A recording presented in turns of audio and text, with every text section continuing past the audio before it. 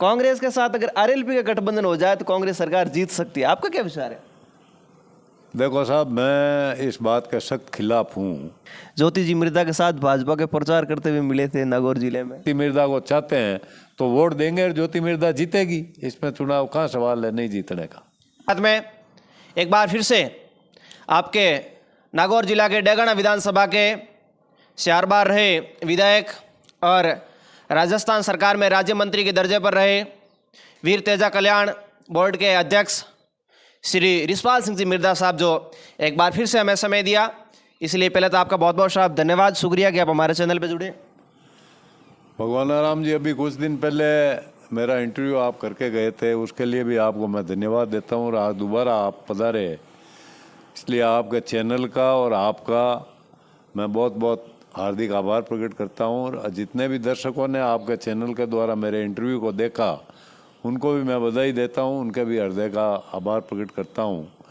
और आपसे भी ये निवेदन करता हूँ कि मैं जो भी बातें मैंने आपको कही वो सही मायने में कही, सच्चे रूप से कही, वो भी और कहूँगा।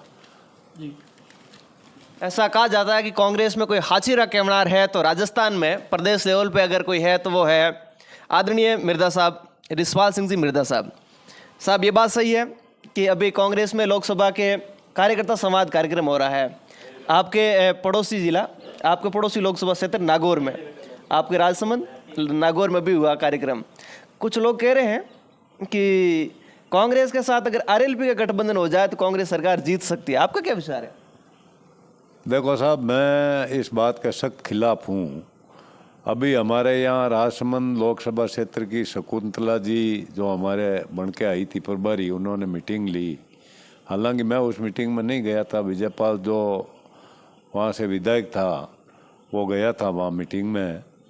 काफ़ी लोग उपस्थित वहाँ हुए थे और उसने यही कहा था कि भाई हमारे परिवार से हम टिकट नहीं मांग रहे हैं, न हम कोई चुनाव लड़ना चाहते हैं, न मेरे पिताजी लड़ेंगे न मैं लड़ूंगा, पर पार्टी जिसको टिकट देगी हम उसकी पूरी मदद करेंगे। ये बात उसने कही। जहाँ तक सवाल है आरएलपी का, आपने कहा है आरएलपी पहले भी जो गठबंधन हुआ भारतीय जनता पार्टी के साथ, उस गठबंधन से आरएलपी जिंदा रह गई और हनुमान बेनीवाल वहाँ के सांसद चुने गए।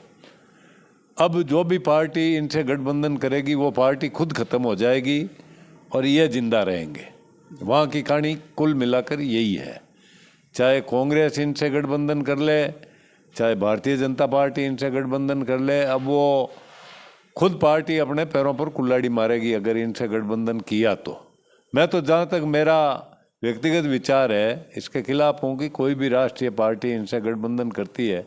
अब इनके पास है क्या, ये खुद 2000 वोटों से जीते हुए हैं और जो दावा ये करते थे कि भाई मैं 15-20 सीट जीतूंगा, 20 से 25 सीट जीतूंगा, मुख्यमंत्री की चाबी मेरे पास में रहेगी, मैं मुख्यमंत्री बनाऊंगा, वही मुख्यमंत्री बनेगा। इसलिए मैं ये नहीं कहता कि वो नेता नहीं है, पर जिस गठबंधन के लिए आपने जो बात पूछी है उसका मैं विरोधी हूँ और उसका गठबंधन जो भी करेगा वो खत्म होगा। वहाँ कांग्रेस वाले कह रहे हैं कि मिर्दा साहब बीजेपी में जाएंगे और भाजपा वाले कह रहे हैं कि मिर्दा साहब बीजेपी में आएंगे, बात सही है क्या?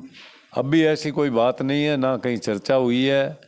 जब आगे कोई समय आएगा, चुनाव का वक्त आएगा और मेरे इलाके के लोगों से मैं पहले पूछूंगा, नागौर के लोगों से पूछूंगा, जो भी नागौर के लोग जो सलाह देंगे उसी सलाह के आधार पर।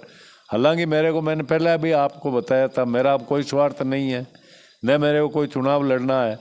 मैं तो जिस पार्टी में रहूँगा उस पार्टी की मजबूती के लिए काम करूँगा और मेरे इलाके के लोगों से पूछ के ही फैसला करूँगा कि भाई मेरे को कहाँ रहना चाहिए और किस तरीके के काम करना चाहिए।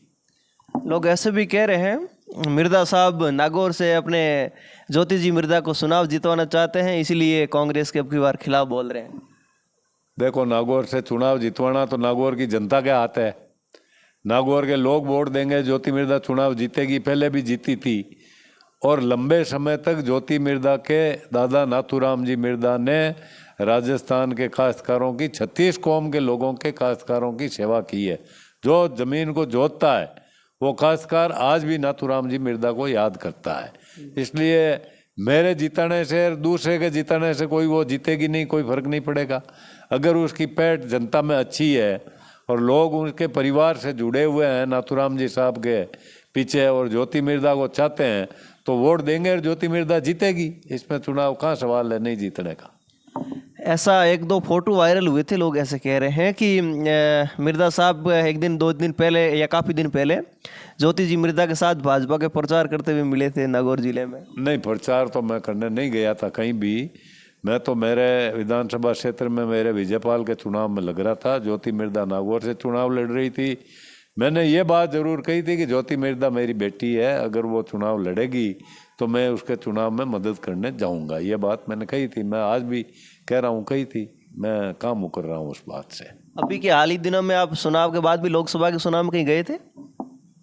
अभी विधानसभा का चुनाव होने के बाद मैं कहीं भी नहीं गया। मैं कहीं नहीं कहीं नहीं गया, प्रचार में भी नहीं गया। अभी वो ज्योति मिलती है मेरे को, मैं उनके घर जाता हूँ, आना जाना जो हमारा रिश्ता है वो रिश्ता तो रहेगा। पार्टी ठीक है, अलग है, वो बीजेपी में है, मैं अभी कांग्रेस में हूँ, तो पार्टी अलग अलग है पर हमारा मिलना जुलना रहता ही है। और ज्योति नागौर की सांसद रह चुकी है। अगर पार्टी दोबारा सोचेगी कि ज्योति मिर्धा उपयुक्त कैंडिडेट है नागौर के लिए तो वो पार्टी का फैसला है, हमारे कहने से कुछ थोड़ी होता है। पर ज्योति जी को कांग्रेस ने भी काफी 2 बार टिकटें दी, फिर भी ज्योति जी को ज्योति की अनदेखी करने पर ही ज्योति को मजबूर किया गया कि कांग्रेस छोड़ने के लिए। तो हमारा परिवार क्या है, भगवान राम जी स्वाभिमान से राजनीति करता है, चाहे हम जीत जाएं चाहे हार जाएं, हम स्वाभिमान नहीं खो सकते। क्योंकि ये बात हमने नाथूराम जी मिर्धा से सीखी है। नाथूराम जी मिर्धा, पूनम चंद जी बिश्नोई, उस समय के जो राजनेता थे, राम सिंह जी और कुंभाराम जी, शीश राम जी ओड़ा, और ये जितने भी बड़े नेता हुए हैं, चाहे अपनी किसान कौम में जाटों में हुए, चाहे बिश्नोइयों में हुए, चाहे शेड्यूल कास्ट के भाइयों में हुए, तो उन नेताओं से हमने ये बातें सीखी है कि स्वाभिमान की राजनीति करनी चाहिए। और धोखे धड़ई और किसी को बहका कर, किसी को खड्डे में डालकर अगर हम राजनीति करें तो उसका कोई अर्थ नहीं है। इसलिए हमारा परिवार जो नाथूराम जी मिर्धा के आदर्शों को मानता है, बलदेव राम जी के आदर्शों को मानता है, हम उसी प्रकार की राजनीति करते हैं।